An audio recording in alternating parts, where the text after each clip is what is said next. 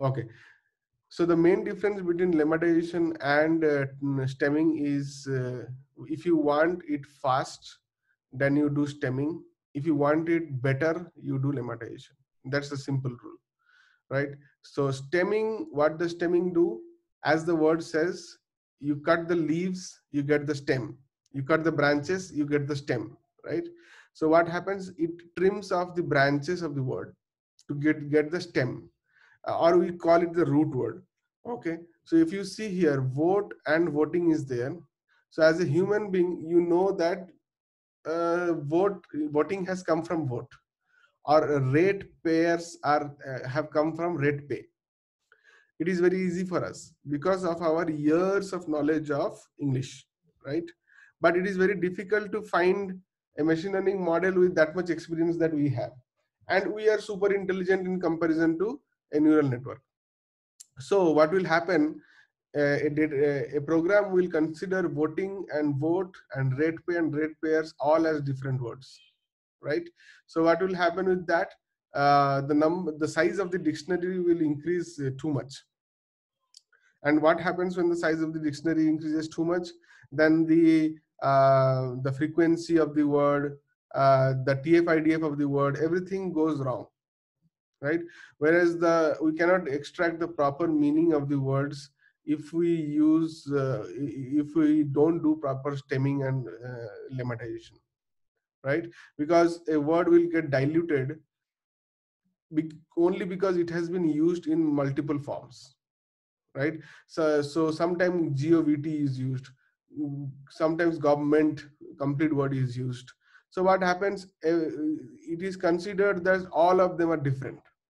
So what happens, even if the word is used in multiple places, it will seem like the word is not used that frequently, because each of the variety will be considered as a different word, and that will ruin our corpus, either the bag of word corpus or the TF-IDF corpus, which the two things we know. So it will, because they are highly statistical, that means they count and the frequency and divide by the number of documents. So it's highly statistical or mathematical, and hence if a word is losing its meaning and being taken as separate words multiple occasions, then all those weights we give to the word decreases rapidly. Okay, and that affects our entire model. So always remember, I have been saying this from time starting, that in machine learning, 85% of the importance is in cleaning up the data, and 15% importance is in doing the machine learning model, right? So where 85% is the important part, if we do some mistake in that, then our entire, however good model we may use, it will not work. It will be a very garbage in, garbage out. So that is why it is very, very important to lemmatize or stem the words before running any NLP model. Now, what stemming does is, stemming, there are many types of stemming. Potter stemming is there, then other stemmings are there. So stemming is not a new concept. I think Potter stemming was done around 1970s. Okay, so it is a simple set of rules that ing word remove from the right hand side, ly word remove from the right hand side. So that's why you see compulsory has become compulsory. So sometimes it does it wrong, but most of the time it does it correct. See, wants become want, right? So only an s is added, but unfortunately these two would have been considered as two separate words. But due to our stemming, the s is removed and it becomes the root word want. Okay, so now stemming is fast because it used rule based algorithm, simple rules. Okay, to remove ers, to remove ing, to remove ry. So these are the rules to remove s, and this is fast. Whereas lemmatization is more complicated. It properly uses the stem, properly trims the word, so that the final word, the root word that is obtained, that has a linguistic value. That means it is linguistically correct, literally correct. So if you see here, compulsory is the stem, is the root word, but it does not have any meaning in English alpha dictionary, right? There is no word called compulsory, but there is a word called vote. So sometimes stemming does it correctly, but not every time. So this one is like a wrong word. This is not a proper English word. So lemmatization, when you do it, does the same thing, but it has its own algorithm, and it is actually a kind of a model, and that one properly, whatever root word it finds, that root word is a proper English word. If you are doing in English, if you're doing in Spanish, whatever, the root word is a proper word in that literature. Okay, so that is the difference between lemmatization and stemming. So when you have to do it fast, use stemming. When you have to do it better, use lemmatization. Okay, Shiva? Yes, this way I got it. Okay, okay. Stop words, you understood? You know stop words? Did I tell about stop words? No, I think. Okay, so I'll tell you stop words. So stop words are those words which, so I'll show you the list of stop words. Gensim list of stop words.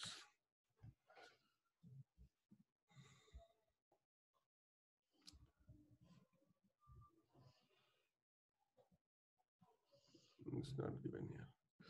There's a list in images. Yeah. So you can see, no. Okay, anyways, this is not nothing big deal.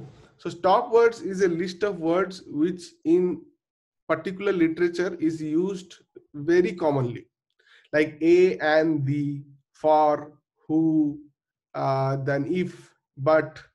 So these are the words that become very frequent across the documents. These are like the patches of cement work done over the entire wall.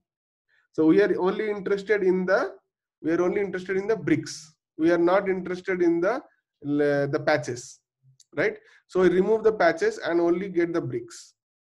Similarly, in English literature, so there are many words which are called helping words. They come in between and help form the sentence, like prepositions, right? And then I don't know, I forgot what are a and the called. So of, okay, to.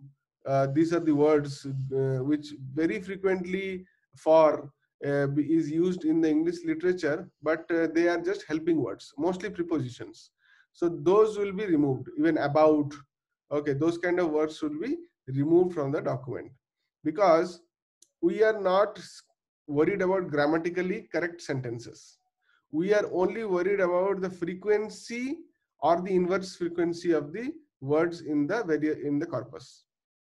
So once a document is processed inside ML model, it loses its grammatical structure, and it is expected to lose the grammatical structure, because we are more focused on the frequency or the inverse frequency of the words, or maybe covariance of the words, but we are not at all interested in the grammar of the words. So that's why, as the rule of thumb rule, you have to first remove the stop words from your corpus, then you have to do stemming or lemmatization or both, and then whatever is remaining is your actual corpus, on which you can do whatever you want. Whether you do a bag of words, you do a TF-IDF, or you do a word to vec, or you do a one hot encoding, or whatever. So first three steps are: remove the stop words, do lemmatization, or do stemming, or both. Okay, clear? Any questions?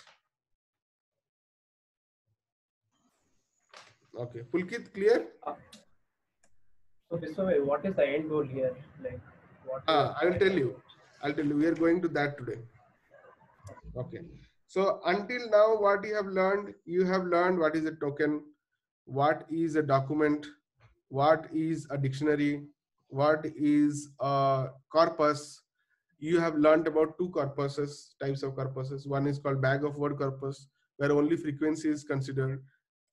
And you have learned TF-IDF corpus, where the inverse document frequency is considered. Then you learned about stop words, then you learned about lemmatization, and then you learned about stemming. Now, after all this, what to do? Why are we doing all this? That is the question, right? So we will come to that today. Okay. So our first topic is about word representation. Okay. So, so now we are talking about word representation. Word representation. Okay. How do we represent word in particular for a model? Now, before going to this, let me give you the bigger picture. So suppose what kind of tasks can be there? So one task is sentiment analysis. Okay. What kind of NLP tasks are there? So one is sentiment analysis, like there is a tweet. I want to know the sentiment of this tweet. Okay. This is one task. Another task is like classification, for or against classification. There are many tweets in the Twitter and there is a topic. How many are for the topic? How many are against the topic? This is also a task. Another task can be summarization. Summarization means you input all the words of an article and asks the machine learning model to make a summary of it. Right? If you remember, in school days we used to write summaries of comprehensions, right? So similarly, can a machine create some summary of a big article or text or PDF or whatever? That is one more task. Another task can be headline generation, right? So if you see in newspapers, you have first the headline, and the headline in itself covers almost 50 to 60% of the content.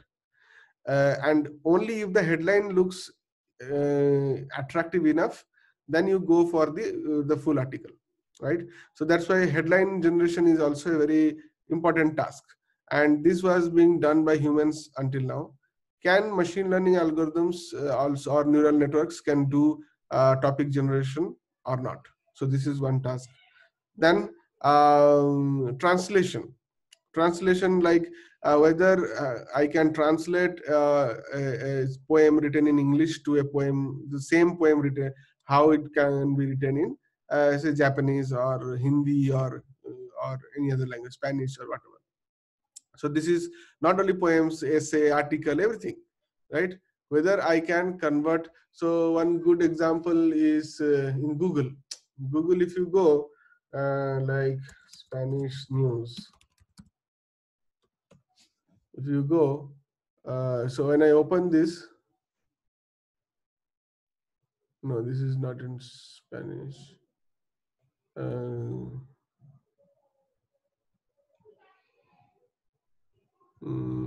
Can I open document? Just a minute. I had one.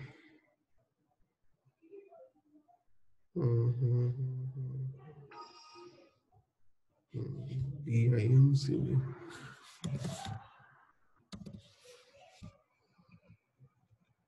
So I was looking at this data set for some reason. Okay.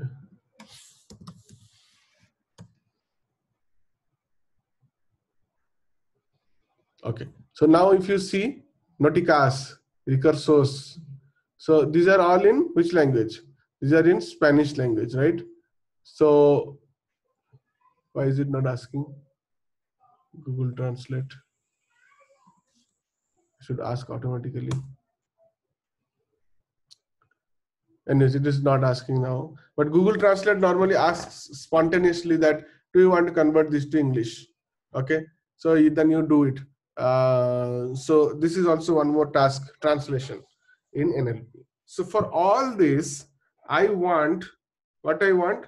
I want the data that is being used in all of this to be in such a way that it can maximum represent of what it is actually. Means, suppose I am doing a headline generation of a news. So I have say 400 words of the news, right? Now I have to generate a headline for it. Now, unfortunately, machines don't understand English. Okay, they don't understand any language. So what we have to do is we have to convert the raw data, that is the 300 word article or news, into some kind of number system. And with the help of that number system, we can then try to generate a headline, okay, which will also be in numbers, but we should be able to convert that number back to English and then an headline.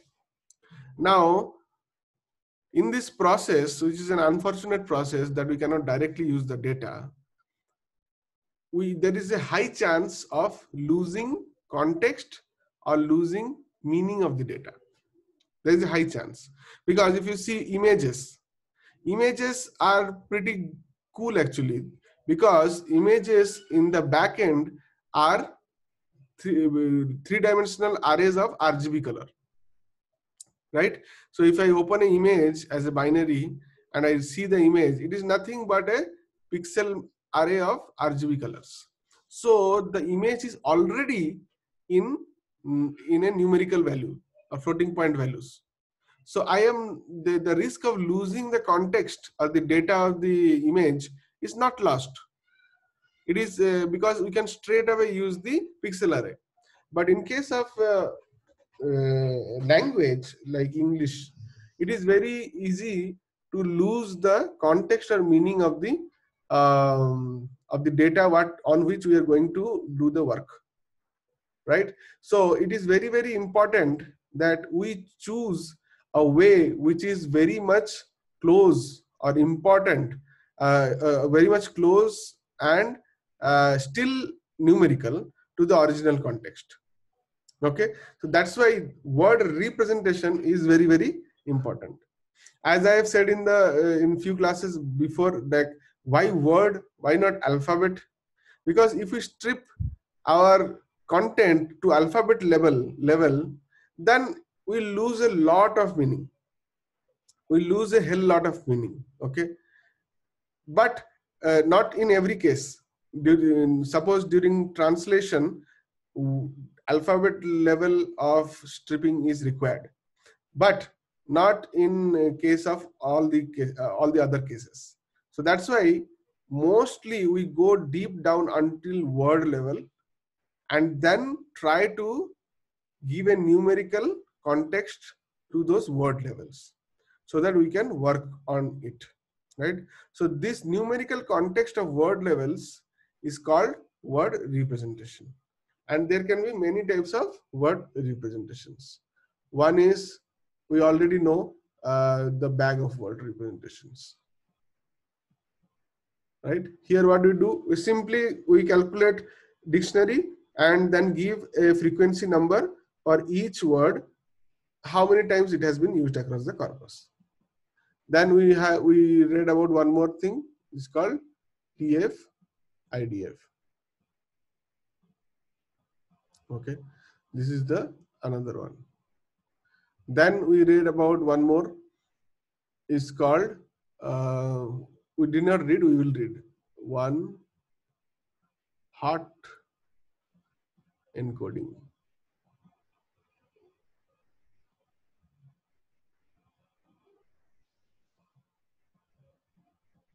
Okay, one hot encoding, and then word to back, right? So these are all that you will read. So these two you know already.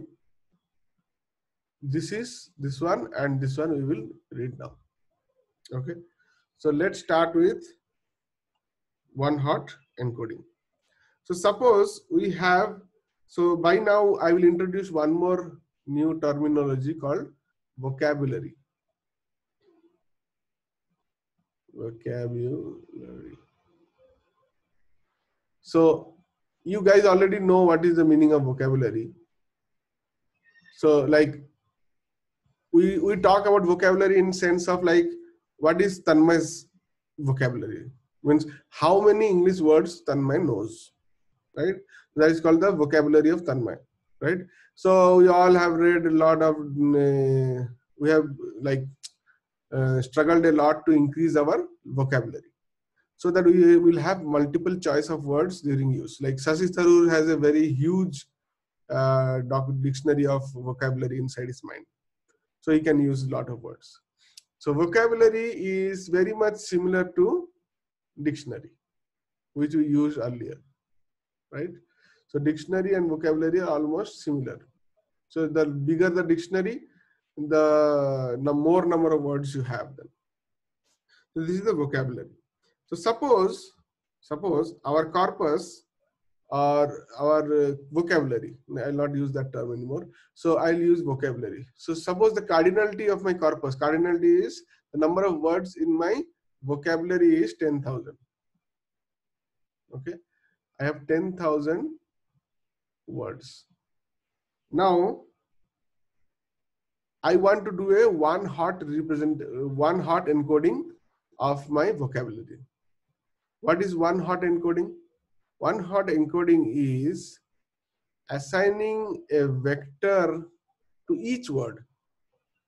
Okay, assigning a vector to each word of size of the same size as the vocabulary, but represented in only zeros and one. Okay, so imagine this is the vector representation of one word from the vocabulary. So it will have 10,000 rows. 10,000 rows and one column. So 10,000 cross 1, a vector. It will have, so suppose this is for man. This word is for man. This is the man. So man belongs to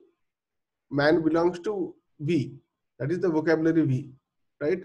So inside vocabulary, there is a word called man, and I want to represent man in this vocabulary, in this vector.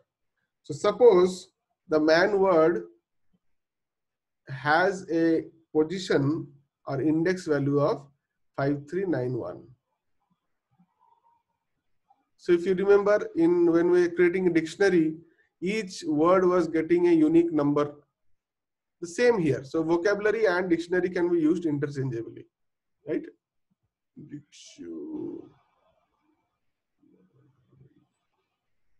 Okay, so vocabulary and dictionary can be used interchangeably. So now I have 5391th position is, or the unique number is for man. So suppose this is the position. Okay, so this is the from, I have how many, 0 to 9,999 positions I have, right? Out of that, the 5,391th position is belongs to man. So I will make this 1, and everything else I will make to 0. Right? So that's why this is called one hot encoding, because in the entire vector, only one position will be there which will be encoded to 1. All the others will be 0. Okay, so that's why the term is called one hot encoding. Okay, so and it has a way of representation telling O. O represents one hot encoding, and then we can write either O man, which will tell this is the one hot encoding of man, or we can also write O5391 or the 5,391th term. Both are same. Both can be used interchangeably. Okay. So this is called one hot encoding. So similarly, we will have many other, all the words, all the 10,000 words we will have as one hot encoding, right? starting from man, then king, queen, apple, orange, banana, whatever is in the vocabulary of those 10,000 words, we will have a encoding for everything. Okay. Now this makes it a fairly good choice that we have a unique vector for each and every word in the vocabulary, right? So this is very important. We have a unique representation of each and every word in the vocabulary. But the demerit is that in the entire vector, out of 10,000 positions, only a single position is written as 1. All the others are like 0. So the size is huge, and 10,000 vocabulary is not a big thing. Maybe you and me also have 10,000 vocabulary in our mind, right? So until now, it has attained some of our expectation in vectorizing a word, but it has its downsides as well. Okay, and let us see what are the downsides. Okay, so let us see that how this encoding will perform in a task. Okay, suppose I have a task where I am given to predict a word, predict a trailing word. So suppose I want a glass of orange dash. Okay. Similarly, I want a glass of apple dash. Okay. Suppose we have used one hot encoding in our solution, and we have achieved that the model can predict this line properly and tell that this is juice, right? So our model has successfully predicted the trailing word called juice. Now, can this also do for apple? Because I want a glass of orange juice. Suppose you have a kid who is just learning English. You told him that whenever somebody says, I want a glass of orange, then you tell juice. The next time when somebody asks him, I want a glass of apple, he will still say juice because it is his intuition, right? He learned that apple is a fruit, orange is a fruit, glass is something means some liquid should be there. So I want a glass of orange means it should be juice, right? I cannot tell a glass of orange peel, right? So it doesn't make sense. So he will use his intuition and tell that, okay, dad said that there is a fruit, there is a glass, then it should be juice. So now apple is also there, which is a fruit, glass is also there, so it should be juice. But can our one hot encoding do that? If we have used one hot encoding in such a kind of task, will one hot encoding be able to do that? Let us see. So this is BIGO of BIGO, I will not tell, BIGO is different. O of orange, and this is O of apple. Okay. Now this one is 1 at 5,391th position, but this one is 1 at 59 position.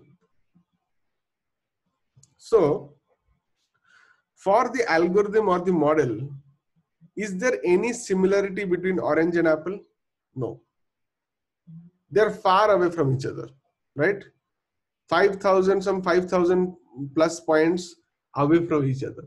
One is at 59, the one is at 591. And it's highly possible because we haven't thought of any context while giving the numbers, one hot encoding numbers for each and every word. Whatever randomly came in the beginning got a number.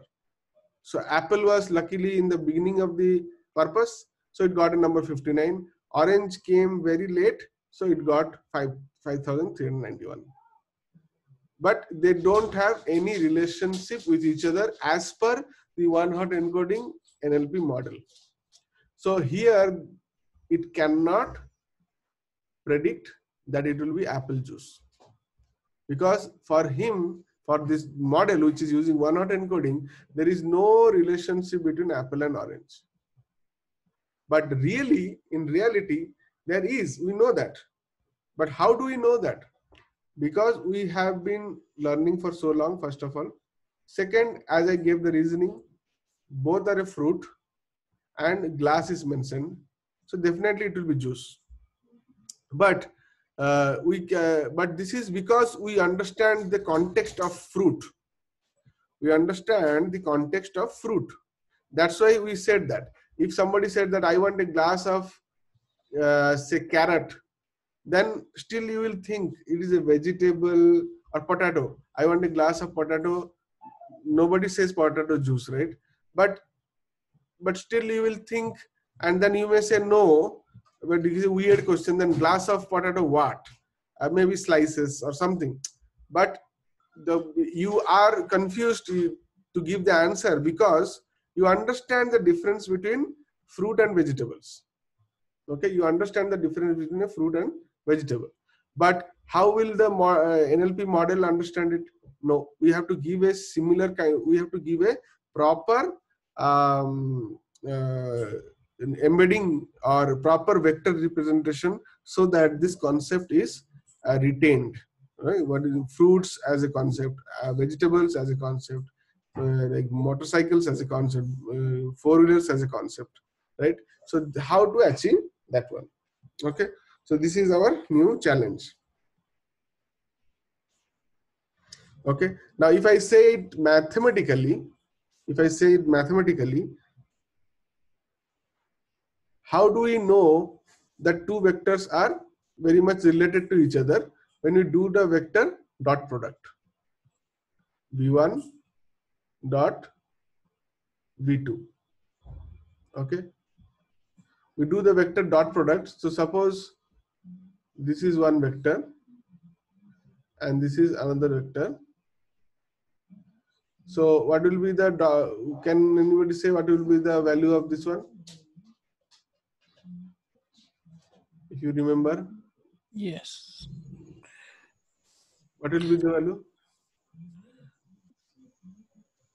So V1, So V1, V2 cos theta. correct. So the smaller the theta, the bigger the value, right? How is cos theta? Cos theta is like this, right? So when it is 0 degree, then it is the maximum value 1. When it is 90 degree, it has the minimum value 0. So the higher, the similar the words, similar the vectors, the bigger the magnitude. So if I do a dot product of O of orange dot O of apple, what will I get? Shiva?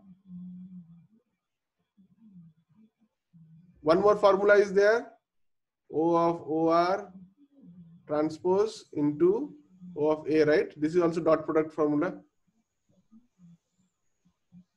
Tanmay still remembers the 10 plus 2 formulas, but not the... No, that is this. I can tell 0, right? Means if you're multiplying I cap, j cap in that way, only I. No, this is the formula. You remember this formula? Yes, this one I know. Yeah. Okay. So this one will be 0. Pulkit, understood, right? Why it will be 0?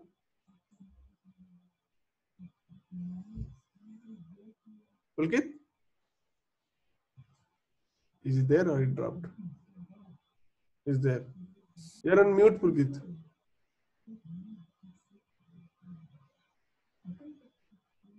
Okay. Maybe he's away from the keyboard. Okay. So this dot product will be 0. So that means what? What will the maths of NLP understand? That okay, if this two dot product is 0, so that means they are very far away. There is no relationship. right? But there is a relationship which it failed to distinguish. So this is mathematically understanding. Okay. Now let us see what else we can do. So can you guys give some idea? How should we do it then? What should be a proper vector representation?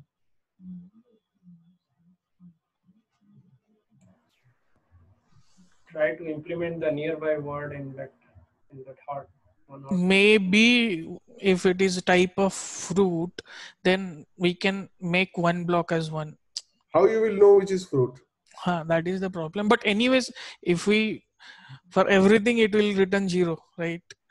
Means if you, index wise, if we'll go, any combination we take apart from, means, yeah, any combination we take, it will be 0.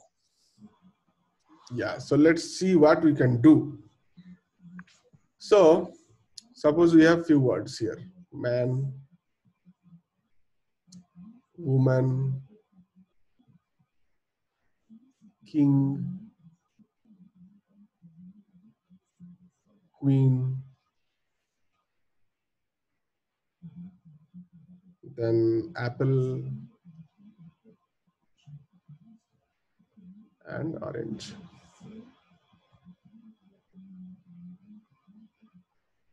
Okay, so we have man, we have woman, we have king, we have queen, we have apple, and we have orange. Now let's ask questions. Let's ask questions. Gender. So if the, what is the gender? Suppose this oscillates between -1 to +1. -1 for man and +1 for woman. Okay. So for man, I will have what? -1. For woman, I will have 1. For king, I will have something very near to. How we will find this? I'll tell you. But suppose we can find this. Now it is suppose we can find this. King will be something.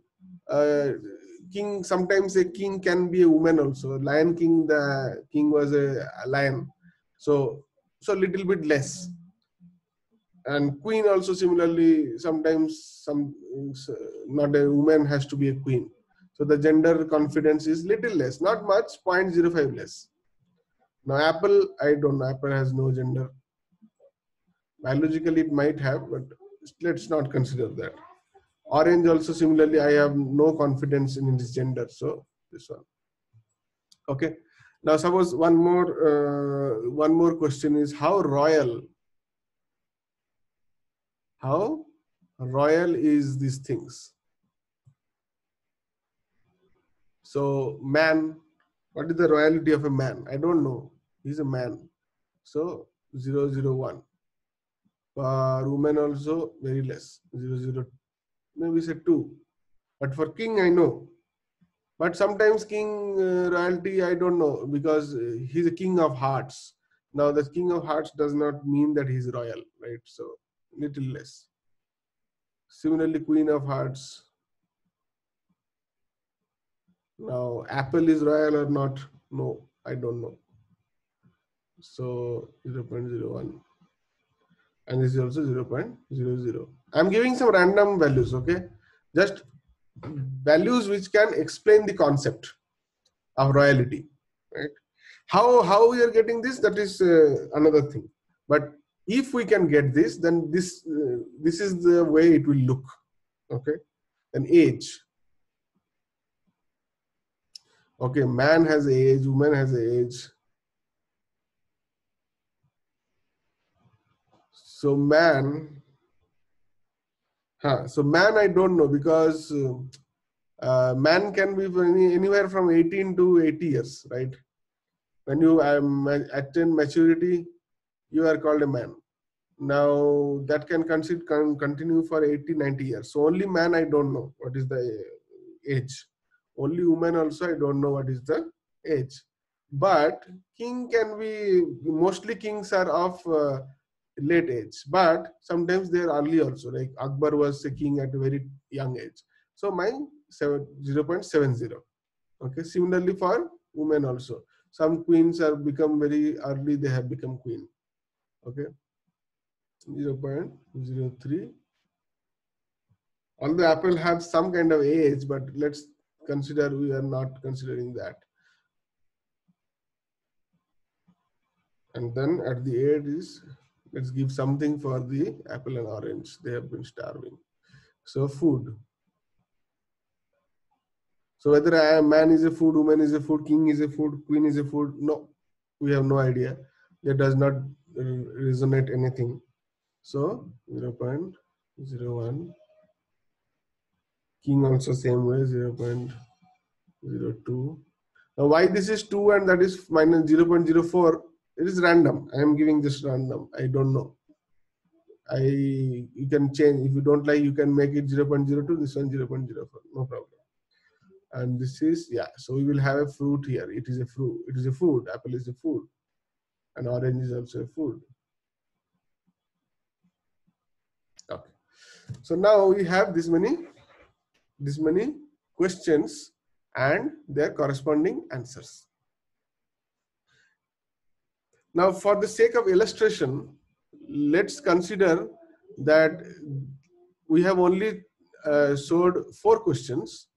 For the sake of illustration, let's say this is 300 such questions are there, right? So each one becomes a 300 dimension vector, right? 1, 2, 3, 4, such like that. 296 more are there, so it becomes a 300 size vector, right? So, and it is represented by the word E. How that was represented by O, this is represented by E. So E woman is 300 cross 1 vector. Okay. So I'm again telling how these numbers are obtained. I don't know. I have not yet told you. But we are seeing after the fact that if we have a method which can give these numbers to the particular features, then what will happen, right? So now, what are these questions? These questions are features, right? Features about something. So I can write here features.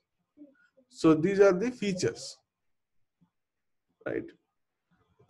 So gender is a feature, royal is a feature, age is a feature, food is a feature. Similarly, there are 296 more. Okay, so this is called featurized representation. So we saw one hot representation. Now this is featurized representation. We are taking features and we are giving some value to each feature.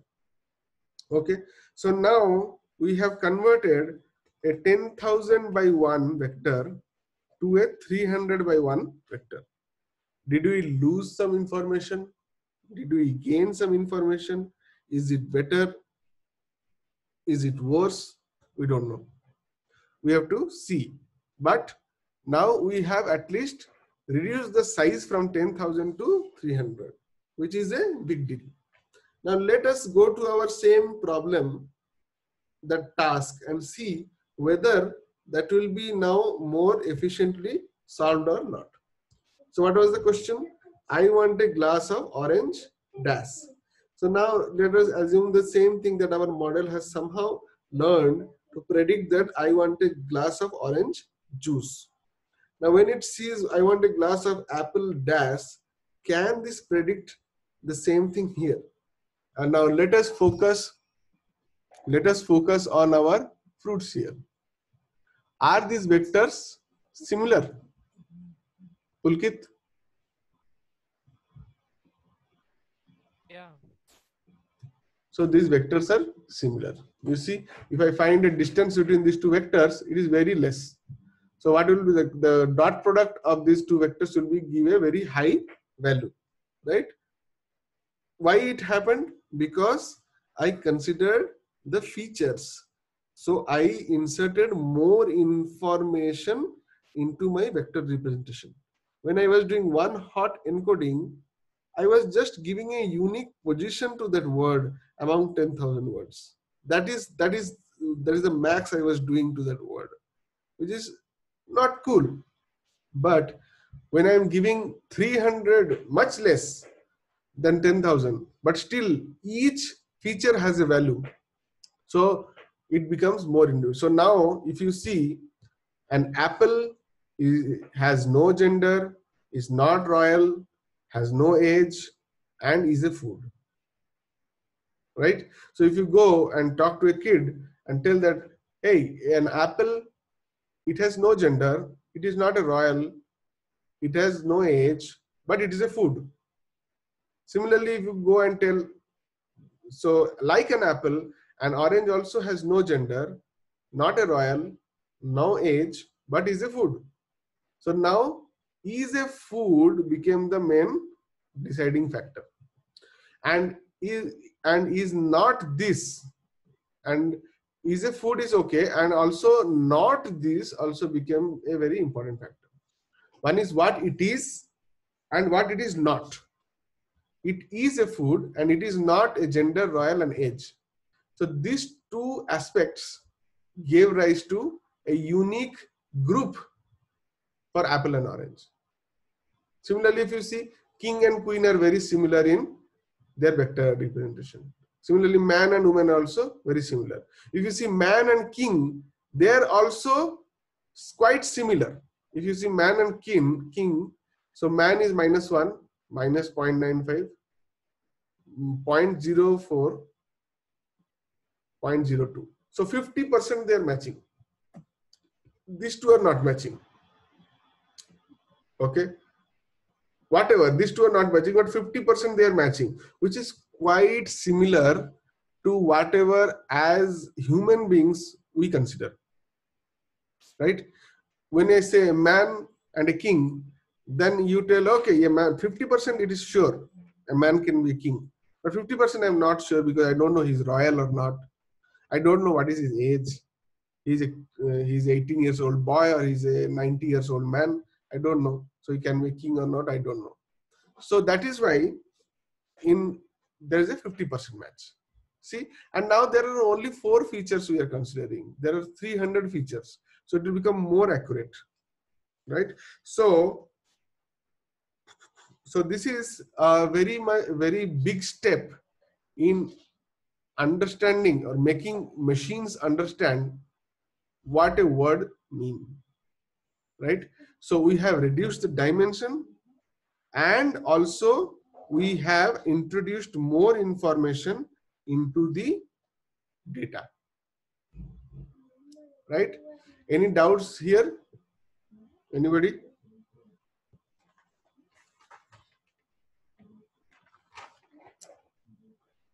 Okay. So, so this one is clear. Then what happens is there is an algorithm. There is an algorithm called T-SNE. I'll teach you this later. There is an algorithm called TSNE. What it does is, if I have to plot, if I had to plot these vectors, okay, all the vectors, man, king, queen, woman, apple, orange, into a space, then I will need a 300 dimension space, because I have 300 features. But it is not possible for us to visualize 300 dimension page or space. So what we do is we do dimensionality reduction. Dimensionality reduction, keeping the original value as much as possible. And this is done by an algorithm called TSNE. Okay, there are many other algorithms also, but this is one of the famous one, TSNE. So what we do, we convert the 300 dimensional feature vectors into 2-dimensional feature vectors, and then we plot them. So when you plot, what happens? You get man, This is woman.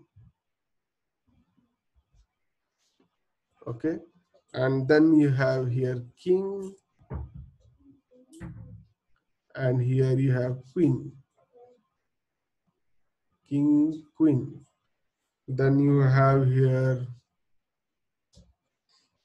grapes, apple, orange. You have here dog, cat. See, now what happens? This is not, this is seen. This is actually seen that still I am telling how we got those vectors. I have not said you. Okay. So don't ponder on that, okay, this is all cool, but how did he get the vector? So that one we'll see. But the point is that when we plot those 300 dimension concepts into a 2D concept or a 2D graph using the help of TSNE, we see that man and woman has clubbed together into a cluster. King and queen has clubbed together as a cluster. Similarly, dog and cat has clubbed together as a cluster, and these all fruits have clubbed together as a cluster. Now you can see even bigger clusters. So this is one more cluster. This is all people. Man, woman, king, queen are people, right? Then again, you may see one more bigger cluster. This is more close to each other. So this cluster belongs to all living things, all animals, and this is all non-animals or plants, right? So similarly, the concepts have together bound into each other and formed a cluster. So this cluster is in 300 dimension, but we convert that into a 2D dimension to plot it using TSNE algorithm, which I'll tell you later. And we see that the concepts visualizing the word embeddings, this is called. So we can visualize that the word embeddings have created clusters and are staying together. That is why we were able to predict that I want a glass of apple juice, because it understood that apple and grapes belong to the same cluster. So that's why we have to return the similar prediction, that is juice. So if in case of apple it is juice, in place of orange also it is juice. In grapes also, so if you ask, it will tell juice. Okay, so this is the intelligence we give to the, so, and this one actually was discovered in 2013, and this caused a big revolution in NLP domain. So it is known as when theory of relativity was given by Einstein in 1900s. It was because, like physics, for physics it was so important. So in 2013, when word embedding concept was given for the first time, it became a super hit, and until now the entire NLP industry depends on this concept. Okay, this is a beautiful concept, and how we can do that also I'll explain you. Okay, so any doubts until now?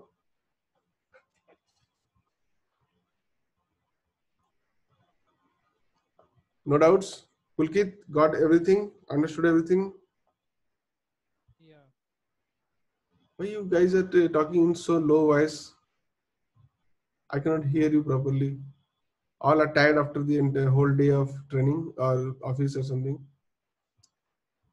Okay, Tanmay, Shiva, all clear? Yes. Yes, sir. All clear. Okay, very good. So I will stop the class here itself because I have a meeting, office meeting now. So let's, you can, there is no task for you because I have not taught anything yet. So what you can do as a task is that practice some lemmatization and stemming. Okay, that one you can do at least. Learn about the various types of stemming algorithms. The most famous is the Potter. Others are also there. And learn about various lemmatization. Word lemmatization is one. Others are there. So make yourself very much aware and expert in lemmatization and stemming. But remember one thing, this may look very exciting and very new, promising, But if you are not doing stop word removal, lemmatization, and stemming, then even this also will fail. Word embeddings will also fail. So although they may look very trivial in comparison to this one, but they are also of equal importance. So understand pre-processing of words very nicely, because you will be knowing everything. Just because you lack pre-processing of words, you will lose the entire thing. Okay, so give equal importance to them, practice some lemmatization and stemming, and then we will next class I will teach you how to do word embeddings, and then we will see how to do word embeddings. We'll code that ourselves. Okay. Okay, guys, if no more questions, I'll drop off. Is the recommendation system is also kind of a NLP? Yes, yes. Recommendation system, then your chatbots. So many systems, so many, even hundreds of systems are running on embedding.